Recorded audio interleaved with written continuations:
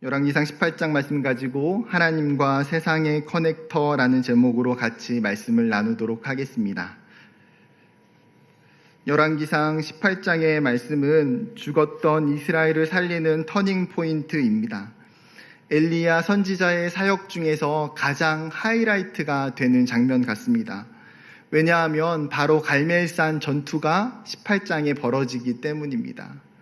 바알의 선지자 450명과 홀로 싸웠던 기적과 같은 사건. 엘리야가 기도할 때에 그 여호와의 불이 하늘에서 내려와서 흠뻑 적셔져 있었던 그 제단과 번제물을 전부 태워버렸던 기적과 같은 사건. 그런데 이 엄청난 영적인 전쟁이 그냥 갑자기 이루어진 것이 아닙니다. 오랜 기간 동안 숨어 있었던 그 엘리야와 또 오랜 기간 동안 그 엘리야를 찾았던 아합의 만남을 성사시켜줄 연결고리가 있어야 가능한 일입니다. 오늘 본문은 성경을 통해서 그 연결고리에 대해서 소개하고 있습니다. 그가 누구이고 또 그를 통해서 하나님은 우리에게 지금 무엇을 말씀하고 계시는지를 같이 듣기를 원합니다. 1절을 시작하면서 성경은 이렇게 기록합니다. 많은 날이 지나고 제3년에, 여기서 말하는 많은 날과 제3년은 엘리야가 아합에게 수년 동안 비가 내리지 않을 거라고 예언했던 그 시간입니다. 더 정확하게 말하면 3년 6개월이죠.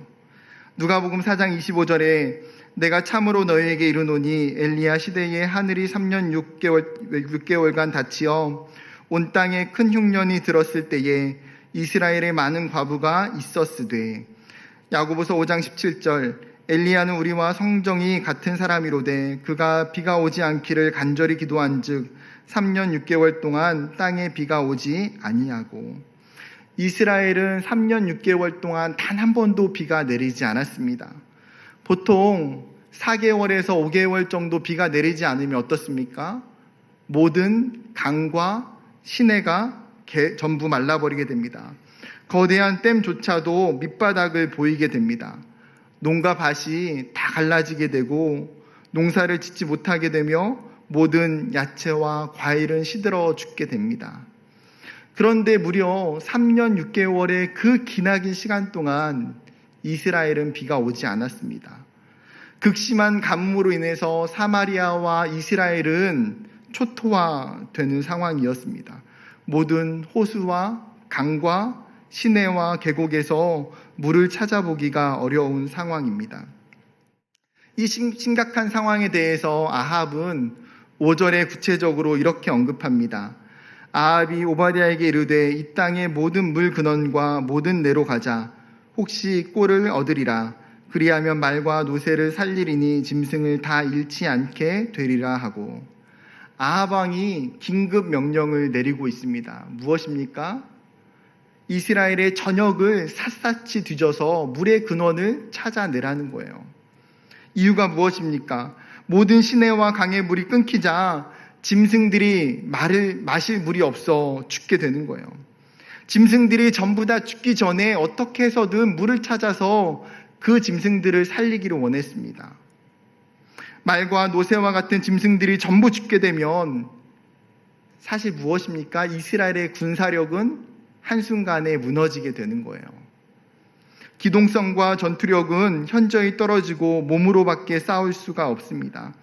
아합은 이 사실을 너무나 잘 알고 있었기 때문에 자신이 가지고 있는 그 군사력과 권력을 지키기 위해서 최후의 발악을 하고 있는 것이죠. 좀 더 주의 깊게 생각해 본다면 이 극심한 가뭄이 짐승들에게만 해당되는 것입니까? 아니요. 지금의 심각한 상황은 짐승을 넘어 사람들 또한 죽음 직전의 상황이라는 것을 알려주고 있는 것입니다. 종종 탈북자 성도들을 통해서 북한의 상황들을 듣게 될 때가 있습니다. 북한의 가뭄이 길어지게 되면 먹을 것이 없게 되고 식량난에 허덕이며 굶어 죽게 되는 일이 비일비재하다는 거예요. 어린 아이들이 영양실조에 걸리고 뼈가 앙상한 몸밖에 남지 않습니다. 사람들은 식량을 구하기 위해 목숨을 걸고 중국을 넘나들게 됩니다. 식량이 부족해서 수천 명, 수만 명이 죽는다고 합니다. 우리에게는 상상도 할 수 없는 일이 북한에서는 현실로 일어나고 있어요. 지금 이스라엘도 그렇습니다. 죽음의 안개가 정말 짙게 이스라엘을 뒤덮고 있는 상황이죠. 이런 상황에서도 아합은 현실적인 것밖에 보지 못합니다. 이스라엘이 지금 영적으로 죽어가고 있고 자신 또한 지금 영적으로 죽어가고 있는 것에 대해서는 전혀 깨닫지도 보지도 못하고 있습니다. 3년 6개월의 가뭄은 단순한 재앙과 심판을 의미하지 않습니다. 이 사건은 이스라엘이 그토록 믿고 섬겼던 바알이라는 그 신의 무능력과 거짓을 증명하는 시간이었습니다. 여러분, 바알이 어떤 신입니까? 비와 폭풍우를 만들어서 풍요를 가져다 주는 신이었습니다. 가나안에 살았던 사람들은, 그리고 바알을 섬겼던 이스라엘 사람들은 그 바알이라는 신이 농사가 필요할 때마다 자신들에게 비를 내려준다라고 믿었습니다. 그런데 3년 6개월 동안 바알은 아무것도 하지 못합니다. 단 한 방울의 비도 내리지 못했습니다. 사람들이 바알 앞에 드렸던 수많은 제사와 기도가 무용지물이었음을 증명하시는 거예요. 하나님은 그 오랜 가뭄을 통해서 그들이 믿고 있었던, 그들이 섬기고 있었던 그 바알이 참된 신이 아니라 거짓된 신이고 오직 여호와 하나님만이 유일한 하나님이시고 전능자이시고 그 이스라엘을 통치하시고 도우시는 하나님이심을 알려주고 계십니다. 오늘 본문의 상황을 보면서 이스라엘의 극심한 가뭄이 지금 우리에게도 일어나고 있다는 것을 깨닫게 되어집니다. 여러분, 코로나로 인해서 우리의 삶은 가뭄과 같습니다. 경제적인 가뭄이, 정서적인 가뭄이, 영적인 가뭄이 우리에게 찾아왔습니다. 어떤 청년은 코로나로 인해서 매일같이 회사에 출근하다가 일주일에 하루 회사에 출근한다는 이야기를 들었습니다. 어떤 집사님은 회사가 급격히 어려워져서 이직을 놓고 기도하고 있다는 기도 제목도 받았습니다. 어떤 성도분은 사업장의 일감이 반의 반으로 줄어들어서 눈물을 흘리기도 합니다.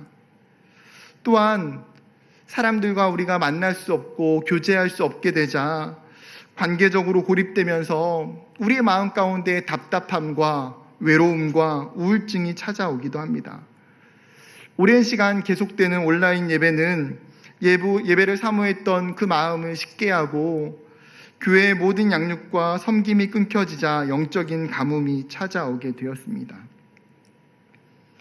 여러분, 이 가뭄은 사실 우리 모두의 가뭄입니다. 내 가정과 일터와 내 부모님과 내 자녀들과 내 삶에 찾아온 가뭄. 우리는 아합보다도 더 명확하게 이 현실의 어려움을, 영적인 문제를 바라볼 수 있어야 합니다. 그래야 이 가뭄의 문제를 해결하시는 하나님, 이 가뭄 가운데에 우리에게 힘주시고 우리에게 소망되시고 우리를 도우시는 그 하나님을 경험할 수 있게 되기 때문입니다. 다시 본문으로 돌아와 봅시다. 하나님께서 엘리야에게 말씀하십니다. 1절 하반절, 너는 가서 아합에게 보이라. 내가 비를 지면에 내리리라. 하나님은 오랜 가뭄에 고통하고 있던 그 이스라엘을 향해서 비를 내리시기로 지금 작정하셨습니다. 그리고 나서 숨어있던 그 엘리야가 드디어 움직일 때가 된 거예요. 하나님은 엘리야를 아합에게 보내십니다. 그런데 오늘 본문을 묵상하다가 문득 이런 의문이 생겼습니다. 왜 엘리야는 아합에게 직접 찾아가지 않은 것일까? 왜 엘리야는 오늘 오바댜를 통해서 아합을 만나고 있을까? 여러분, 왜 그럴까요? 당시 아합과 이세벨은 엘리야를 향한 엄청난 분노가 있었습니다. 이 모든 문제의 근원이 엘리야에게 있다라고 오해했기 때문이죠. 그렇기 때문에 그를 찾기 위해서 사람을 보내지 않은 나라와 지역들이 없다라고 이야기합니다. 갈멜산 전투 이후에도 이세벨의 모습을 봐도 한결같아요. 그 엄청난 기적을 보았음에도 불구하고 기필코 엘리야를 찾아 죽이겠다. 엘리야에 대한 그 분노 게이지가 하늘 꼭대기까지 차올라 있는 아합과 이세벨을 직접 만나게 되면 어떻게 됩니까? 그냥 죽으러 가는 것과 똑같습니다. 아합과 엘리야 사이에 충격을 줄여줄 수 있는 완충제, 이 둘을 중재해 줄 수 있는 사람이 필요한 거죠. 쉽게 예를 들어보면 자녀가 학교에서 큰 잘못을 저질렀는데 이 사실을 선생님이 부모님에게 이제 전화로 통보했습니다. 여러분, 이 아이가 저녁에 집에 들어가서 아버지와 어머니를 만나면 어떻게 될까요? 대부분 진노의 방망이가 기다리고 있을 것입니다. 아이는 부모님으로부터 융단 폭격을 맞을 거예요. 그런데 집에 들어가는 길에 할머니께 전화를 걸어서 SOS를 치고 함께 집에 들어갑니다. 어떻게 될까요? 아이가 들어가자마자 맞게 될 융단 폭격을 할머니가 계시는 동안에 피할 수 있습니다. 엄청난 지혜죠. 비슷하게 아침에 한 부부가 심하게 부부싸움을 하고 출근을 서로 했습니다. 하루 종일 남편에 대해서, 아내에 대해서 화가 나고 서운한 거예요. 안 되겠다. 집에 가서는 다시 2라운드를 하려고 칼을 갈고 집으로 갑니다. 그런데 집에 가는 길에 학원 수업을 끝낸 딸을 우연히 만나 같이 집에 들어갑니다. 딸이 옆에서 아빠와 엄마와 함께 식사를 하고 하루 종일 있었던 이야기들을 열심히 수다를 떱니다. 어떻게 될까요? 만나자마자 2라운드를 하려고 했던 것을 멈추게 되고 부부싸움의 중재가 일어나게 되는 거죠. 그런데 사실 이런 중재가 꼭 필요한 곳이 있습니다. 바로 하나님과 세상입니다. 다른 말로 하면 복음과 세상 사이에 중재가 필요한 것입니다. 세상은 기독교에 대해서, 복음에 대해서 비판적이고 부정적이고 전투적입니다. 기독교에 대한 부정적인 뉴스와 사건들로 인해서 교회를 적대시하며 교회와 등을 돌립니다. 하나님과 교회를 거부하고 기독교인들을 비난하기에 바쁩니다. 그럴 때에 엘리야와 아합을 연결시켜 주었던 오바댜처럼 하나님과 그 세상을 연결시켜 줄 수 있는 커넥터가 필요하다는 것입니다. 여러분, 커넥터가 무엇입니까? 서로 다른 코드와 코드를, 혹은 전기 기구와 코드를 연결해서 전기 회로가 서로 통하게 만드는 접속 기구를 일컫는 것입니다. 사진을 보면 전선과 전선을 연결해주는 커넥터도 있고요. 오디오 음향을 다른 기계로 연결해주는 커넥터, 인터넷 신호를 컴퓨터나 다른 기계로 연결시켜주는 커넥터, 핸드폰에 있는 화면을 TV로 연결해주는 커넥터도 있습니다. 이런 다양한 커넥터들은 일상생활 속에서 굉장히 광범위하게 사용되어집니다. 서로 다른 무언가를 연결해 줄 수 있는 힘, 서로 다른 기계를 하나로 만들어 줄 수 있는 것, 이것이 커넥터의 역할입니다. 이런 현상은 영적인 삶에서도 동일합니다. 이 시대는 하나님과 세상을 연결시켜주는 커넥터가 필요합니다. 이 커넥터가 없다면 세상은 하나님과 복음으로부터 연결되어지기 어렵습니다. 여전히 하나님과 단절된 채, 하나님과 원수된 채 살 수밖에 없는 거예요. 오늘 성경은 이 커넥터의 역할을 감당했던 한 사람에 대해 소개하고 있습니다. 그의 이름은 오바댜입니다. 우리가 익히 들어서 알고 있는 구약 성경에 나오는 선지자 오바댜와는 다른 사람입니다. 오늘 본문의 오바댜는 에돔의 심판을 예언했던 그 선지자 오바댜 이전의 시대를 살았던 사람입니다. 그러면 오바댜는 어떤 사람입니까? 3절은 그에 대해서 이렇게 소개합니다. 아합이 왕궁 맡은 자 오바댜를 불렀으니 이 오바댜는 여호와를 지극히 경외하는 자라. 그는 왕궁 맡은 자, 개역 한글 성경은 왕궁 대신이라고 번역합니다. 즉 왕궁 전체를 관리하는 청지기, 지금의 시대로 말하면 대통령 비서실장과 같은 역할인지 모르겠습니다. 그는 국가의 고위직 인사였습니다. 아합이 가까이에서 믿을 수 있는 사람, 가까이에서 신뢰할 수 있는 사람. 그렇기에 물이 말라버렸던 그 이스라엘의 물 근원을 찾는 중요한 책무와 국사를 맡겼던 그 사람. 하나님과 세상을 연결시키는 커넥터는 세상 속에서도 신뢰받는 사람입니다. 세상 속에서도 선한 영향력을 끼치는 사람입니다. 세상 속에서도 자기에게 주어진 역할들을 최선을 다해서 감당하는 사람입니다. 단순히 높은 지위, 많은 물질이 있다고 해서 커넥터가 되는 것이 아니라 신뢰받을 수 있는 삶의 모습과 좋은 관계성이 커넥터로 살 수 있게 하는 거예요. 이것이 커넥터가 가지고 있는 첫 번째 조건입니다. 사랑하는 여러분, 하나님은 우리를 세상으로 보내셨습니다.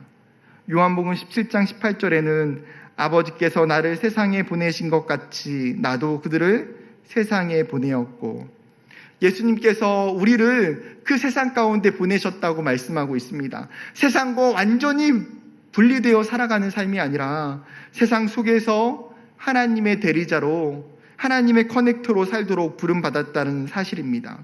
그렇기에 세상 속에서 나는 어떠한 삶을 살고 있는지를 돌아보아야 합니다. 내가 살아가는 세상 속에서 다른 사람들은 나의 삶의 모습을 보면서 어떻게 평가하는지를 뒤돌아봐야 됩니다. 나아가 그 세상 속에서 정말 성경이 우리에게 말씀하고 있는 것처럼 빛과 소금의 삶이 되어져서 신뢰를 줄 수 있는 삶이 되기를 간절히 소망합니다. 한 걸음 나아가서 성경은 단순히 그의 세상적인 지위와 모습을 가지고 하나님의 커넥터라고 절대 이야기하지 않습니다. 커넥터의 두 번째 조건은 그가 믿음의 사람이고 하나님의 사람임이 중요합니다. 무엇이 그가 믿음의 사람이고 하나님의 사람이라고 말할 수 있을까요? 오늘 본문에 나타난 오바댜의 신앙적인 특징들을 우리는 구체적으로 살펴볼 필요가 있습니다. 첫 번째 특징은 그는 여호와를 경외하는 신앙이었습니다. 3절과 12절에 그는 여호와를 지극히 경외하는 자라. 즉 오바댜 안에 있는 그 마음이 무슨 마음입니까? 하나님을 향한 경외심이 있더라는 거예요. 하나님을 두려워하는 마음, 하나님을 사랑하는 마음이 경외심이죠. 이것이 믿는 자들의 가장 기본적인 태도입니다. 신명기 8장 6절에 내 하나님 여호와의 명령을 지켜 그의 길을 따라가며 그를 경외할지니라. 사무엘상 12장 24절 너희는 여호와께서 너희를 위하여 행하신 그 큰 일을 생각하여 오직 그를 경외하며 너희의 마음을 다하여 진실히 섬기라. 하나님이 이스라엘 백성들을 향해서 말씀하시는 그 명령이 무엇입니까? 여호와 하나님을 너희가 경외하라. 하나님을 경외해라. 하나님을 경외하기 때문에 우리가 내 삶의 주인이라고 이야기하지 않고 내 뜻과 내 생각대로 살지 않게 되는 거예요. 하나님을 경외하기 때문에 말씀에 순종하고 하나님의 뜻을 구하며 살게 됩니다. 하나님을 경외하기 때문에 온 마음을 다해서 그분을 예배하며 그분을 섬기게 됩니다. 이것이 하나님을 향한 기본적인 의식이에요. 오바댜는 한결과 같이 하나님을 의식하며 하나님을 사랑하며 살았습니다. 두 번째 특징은 어려서부터 시작된 신앙이었습니다. 12절 하반절에는 당신의 종은 어려서부터 여호와를 경외하는 자라. 그는 어린 시절부터 믿음으로 양육을 받았고 훈련을 받았습니다. 뿌리가 정말 견고하게 심겨져 있었기 때문에 세상의 가장 중심에 있었어도, 가장 악한 왕이라고 이야기하는 아합의 옆에 있었어도 그의 믿음은, 그의 삶은 흔들리지 않고 뿌리 뽑히지 않고 믿음으로 서서 살아갈 수 있었습니다. 여러분, 바울이 신앙의 아들 디모데를 바라보면서 칭찬하는 게 무엇입니까? 디모데야, 너가 정말 어려서부터 성경을 알았고 어머니와 외조모로부터 너가 신앙 훈련을 정말 잘 받았다. 그렇기 때문에 그에게 견고한 신앙의 뿌리, 견고한 믿음이 있기 때문에 사도 바울은 에베소를 떠나면서 그 에베소 교회에 디모데를 남겨놓고 그 에베소 교회를 목회하도록 그에게 부탁합니다. 지금도 마찬가지입니다. 우리 자녀들이 주일학교에서 청년부에서 신앙훈련을 받는 것은 지금을 위한 것이 아닙니다. 이후에 있을 세상 속에서 하나님 나라를 살아내기 위한 준비이며 토대가 되기 때문이에요. 그렇기 때문에 어릴 적부터 우리의 자녀들을 또한 내 삶을 철저하게 영적으로 무장시켜 가야 됩니다. 뿐만 아니라 온 교회가 힘을 합쳐서 정말 다음 세대를 철저하게 영적으로 양육해야 정말 우리의 교회와 우리의 공동체 안에 오바댜와 같은 신앙의 인물들이 나올 수 있다라는 거예요. 세상과 복음을 연결하는 커넥터가 나오게 됩니다. 여러분, 하루아침에 세상에서 하나님을 증거하고 하나님의 영광을 위해 사는 사람은 없습니다. 일찍이 뿌리를 내린 사람이 잎사귀를 피우고 가지를 내고 열매를 맺게 될 줄 믿습니다. 세 번째 특징은 신앙의 위기 속에서 신앙을 지키는 것입니다. 4절에 이세벨이 여호와의 선지자들을 멸할 때에 아합과 이세벨은 엘리야가 예언했던 그 가뭄 재앙 이후에 엘리야와 선지자들을 죽이고자 합니다. 그들은 우상을 숭배하고 여호와 종교를 말살시키고자 작정해요. 즉 오바댜가 살았던 시기는 어떤 시기입니까? 신앙의 박해와 핍박이 가장 심각했던 시대. 다른 사람들이 여호와를 배교하고 신앙을 버리고 떠날 때에 오바댜는 신앙을 굳건하게 지켰습니다. 여러분, 결코 쉽지 않은 일이에요. 우리나라 기독교 역사를 보면 일제가 교회를 탄압하고 핍박했던 일이 말도 못하게 많습니다. 그때 산정현 교회 주기철 목사님과 같은 분들은 정말 끝까지 자신의 몸을 던져서 신앙을 지켰습니다. 예수를 부인하고 예수를 믿지 않는다라고 하면 그 목숨을 살려주겠다라고 이야기할 때에도 끝끝내 예수를 부인하지도 배교하지도 않습니다. 주기철 목사님이 마지막 5번째 형무소로 끌려가면서 마지막 설교에 이렇게 말씀하세요. 우리 주님 날 위해 십자가 고초당하시고 십자가 지고 돌아가셨는데 나 어찌 죽음이 무섭다고 주님을 모른 채 하리이까. 오직 일사각오가 있을 뿐입니다. 소나무는 죽기 전에 찍어야 시퍼렇고 백합화는 시들기 전에 떨어져야 향기롭습니다. 이 몸도 시들기 전에 주님 제단에 드려지기를 바랄 뿐입니다. 여러분, 여전히 시대는 악하고 교회를 향한 핍박과 복음의 위협은 지속될 것입니다. 코로나 바이러스는 우리에게 또 다른 신앙의 위기를 만들었습니다. 정말 교회에 나와서 예배하는 것이 어렵고 그렇다 보니까 자연스럽게 하나님과 멀어지기 쉬운 상황과 유혹 속에 모두 다 노출되어져 있습니다. 교회의 잘못으로 인해서 상처와 실망을 경험하며 교회를 떠나는 일들이 일어나고 있습니다. 그럼에도 불구하고 우리는 오바댜와 같이 정말 끝까지 신앙을 지키기를 원합니다. 진정한 신앙은 위기 속에 결정돼요. 진짜 믿음은 다른 사람이 떠날 때에 떠나지 않음으로 드러나게 됩니다.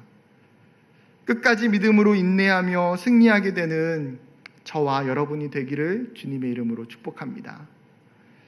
네 번째 신앙의 특징은 자기 희생과 이웃사랑입니다. 4절 하반절, 오바댜가 선지자 100명을 가지고 50명씩 굴에 숨기고 떡과 물을 먹였더라. 수많은 하나님의 종들이 이세벨의 박해 아래 목숨을 잃어갔습니다. 다행히 이세벨의 손을 피해서 도망친 사람들이 동굴에 숨을 수밖에 없었습니다. 사마리아 서북쪽 갈멜산 인근 지역에는 2,000여 개가 넘는 석회암 동굴이 있었다라고 이야기합니다. 여러분, 그렇다고 해도 그들은 사실 죽은 거나 마찬가지예요. 동굴에 숨어서 무엇을 할 수 있으며 어떻게 생존할 수 있겠습니까? 그런데 그때에 오바댜는 자신에게 주어진 그 권세와 물질을 사용해서 아합과 이세벨로부터 선지자들을 숨기고 그들에게 식량을 공급해 줍니다. 100명의 선지자들이 이 오바댜 한 사람을 통해서 그 생명을 건지게 돼요. 오바댜의 믿음과 신앙은 단순히 자신 한 사람에게만 국한되어 있지 않습니다. 어려움에 처한 다른 사람들을 돕고 섬기는 일까지 확장되어지더라는 거예요. 믿음의 사람은 타인의 고난과 타인의 고통을 외면하거나 방관하지 않습니다. 오히려 자신을 희생해서 타인을 살게 하는 거예요. 나치 정권이 유태인들을 학살할 당시에 헝가리 부다페스트에서 유태인들을 구한 한 사람이 있었습니다. 바로 라울 발렌베리입니다. 그는 금융회사로 유명한 스웨덴 최대 재벌이었던 발렌베리 가문에서 태어났습니다. 미국 미시간에서 건축학을 공부했고 이후 자신의 가문이 운영하는 금융회사에서 일을 했습니다. 그러나 그는 헝가리에서 벌어진 유태인 말살 정책의 그 참상을 목격하고 헝가리 부다페스트의 스웨덴 대사관의 외교관으로 자신의 직업을 바꿔서 들어갑니다. 당시 나치와 헝가리 괴뢰 정권은 부다페스트 안에 있었던 그 유태인들을 다 죽이기 위해서 계획을 세웁니다. 헝가리에 있었던 그 유태인들을 전부 다 아우슈비츠 수용소로 보내서 죽이려고 하는 거죠. 그때 부다페스트에는 20만 명의 유태인들이 살고 있었다라고 기록되어 있습니다. 그는 외교관의 자격으로 유태인들에게 스웨덴 여권을 무작정 찍어주기 시작합니다. 스웨덴 여권을 받은 사람은 헝가리 국민이 아닌 스웨덴 국민으로 인정되었고 유태인이라 할지라도 잡혀가지 않았습니다. 그는 심지어 정식 여권이 모자르게 되자 아예 인쇄공을 시켜서 위조 여권까지 만들어서 끊임없이 사람들에게 스웨덴 여권을 만들어 주었습니다.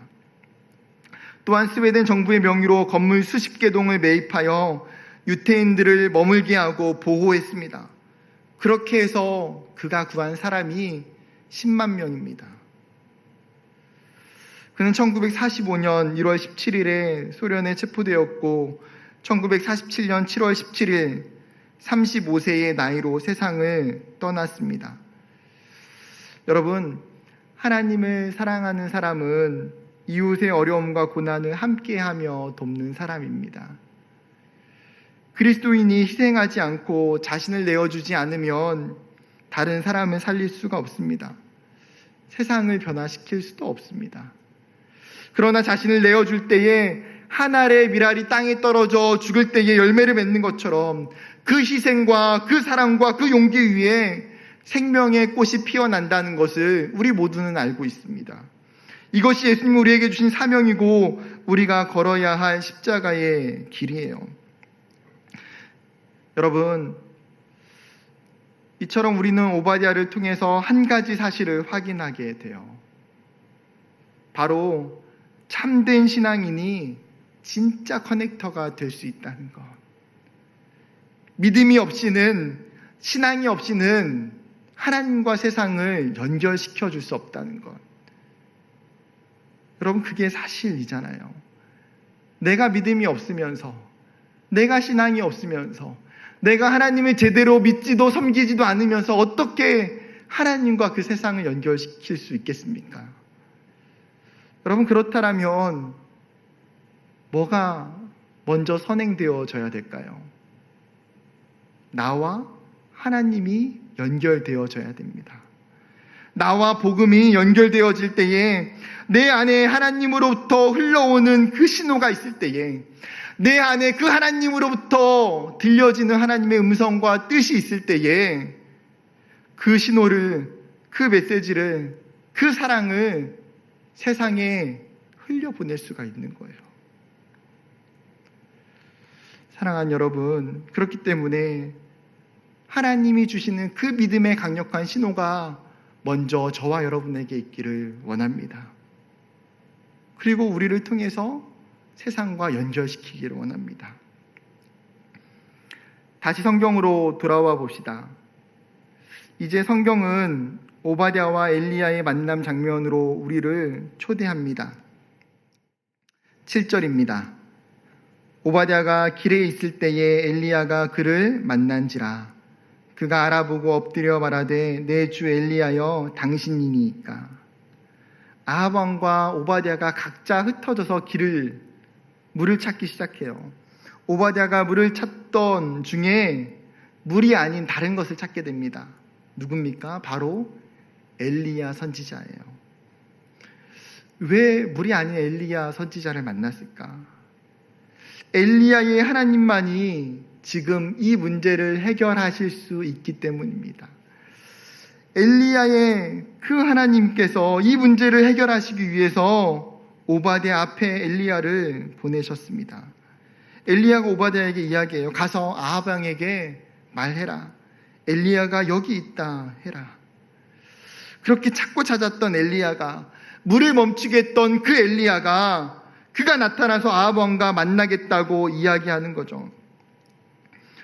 그런데 이 놀라운 만남이 엘리야에게는 전혀 반갑지가 않습니다.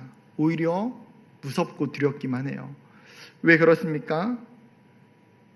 만약 아합 왕에게 가서 엘리야가 여기 있다고 보고하면 아합 왕의 그 성품과 기질과 행동상 엘리야를 죽일 것이 분명하기 때문이에요.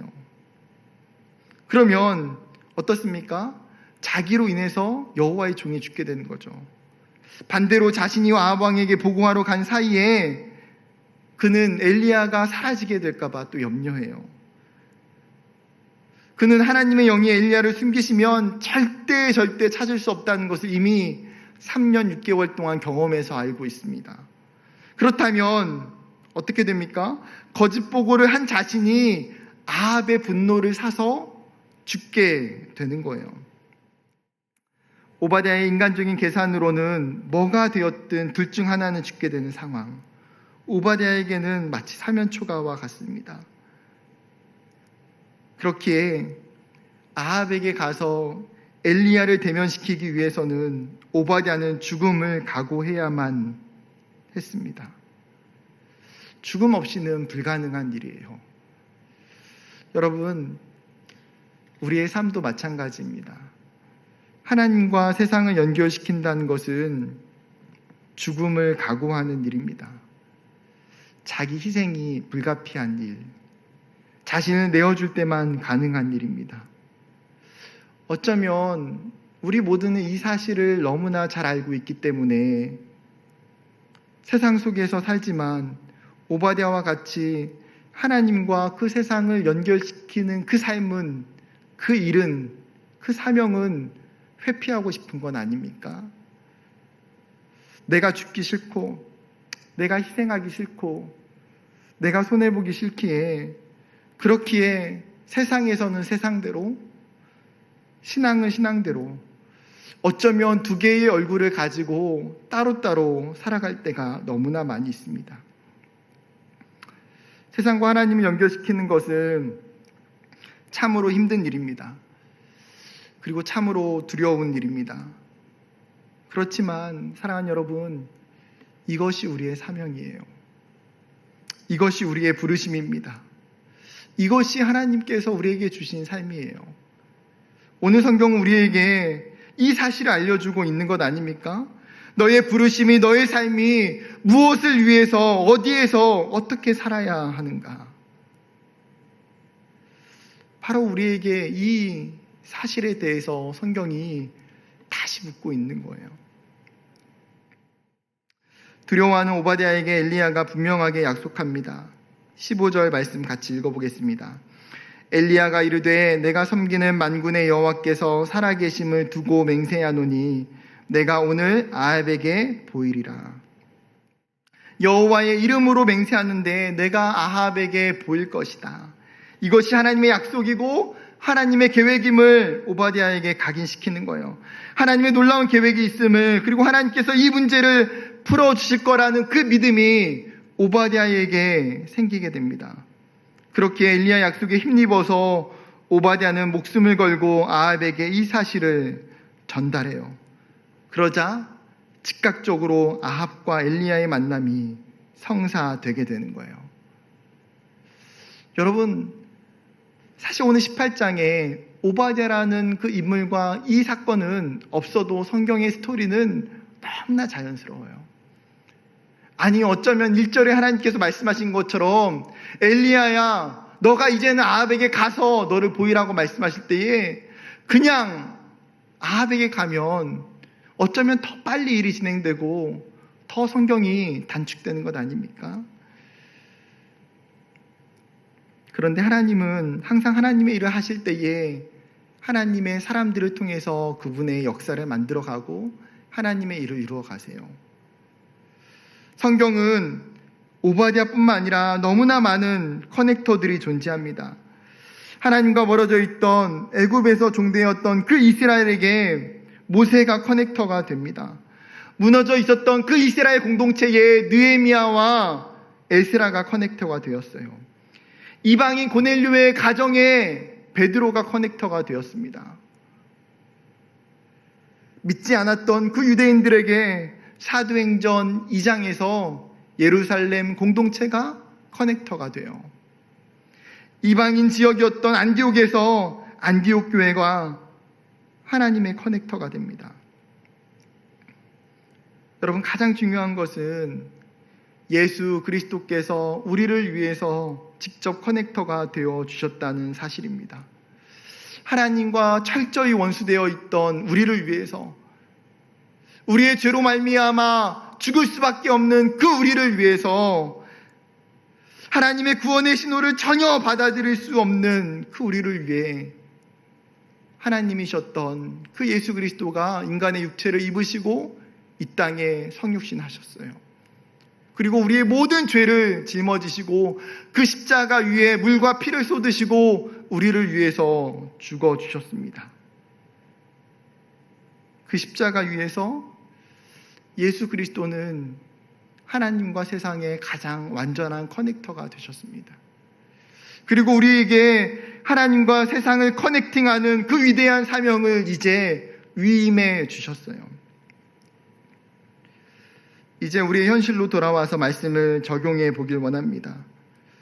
코로나 시대가 되면서 우리가 가장 깊이 절감하는 것 중 하나는 커넥터가 고장나 버렸다는 것입니다. 하나님과 세상을 연결시켜 줘야 하는데 커넥터에 문제가 지금 생겼어요. 영적인 지도자들이, 한국 교회가, 크리스천들의 그 커넥터가 고장나 버렸습니다. 하나님과 세상을 연결시키지 못하고 오히려 신호를 완전히 차단해 버립니다. 두 선을 끊어 놓아 버렸어요. 요즘 뉴스를 보면 너무나 마음이 아프고 속이 상합니다. 코로나 중심에 한국 교회와 지도자들이 있다는 사실을 부인할 수 없기 때문입니다.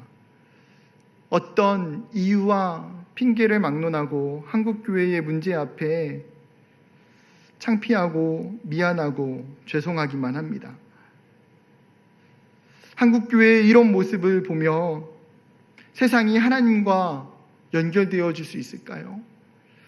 코로나가 끝나고 난 이후에 경제적으로, 정서적으로, 영적으로 어려움을 겪는 그 사람들이 여러분 교회에 찾아오게 될까요? 세상이 우리에게 요구하는 것은 진짜 커넥터가 되어주기를 원하는 거예요. 하나님과 연결시켜줄 수 있는, 복음과 연결시켜줄 수 있는 그 제대로 된 커넥터를 세상은 우리에게 원하고 있습니다. 이 커넥터를 통해서 세상이 하나님을 보고 하나님을 알게 되기를 원하는 거예요. 사랑하는 성도 여러분, 커넥터로 살아가는 것은 분명히 어려운 일입니다. 제대로 된 커넥터가 되어 하나님과 세상을 연결하고 복음과 세상을 연결한다는 것은 분명히 힘든 사명입니다. 그럼에도 불구하고 오바댜는 그것이 하나님의 뜻임을 알기 때문에 믿음으로 두렵고 떨리는 고난의 길을 걸어갑니다. 여러분, 그것이 믿음입니다. 그것이 하나님이 우리에게 주신 믿음입니다. 하나님은 우리의 삶을 어쩌면 엘리야 선지자보다 오바댜와 같은 그 커넥터로 부르신 것 같습니다.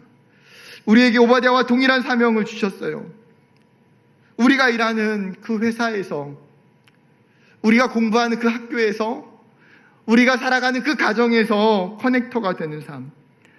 정말 그 세상 속에서 하나님 백성으로서의 정체성을 잊지 아니하고 믿음으로 살아가는 삶. 세상 속에서 하나님을 드러내고 하나님의 영광을 나타내는 커넥터. 그것이 저와 여러분의 부르심이고 사명입니다. 이 영광된 사명을 위해 우리 한 사람 한 사람이 다시금 하나님의 커넥터가 되어 하나님과 세상을 연결시켜 가기를 원합니다.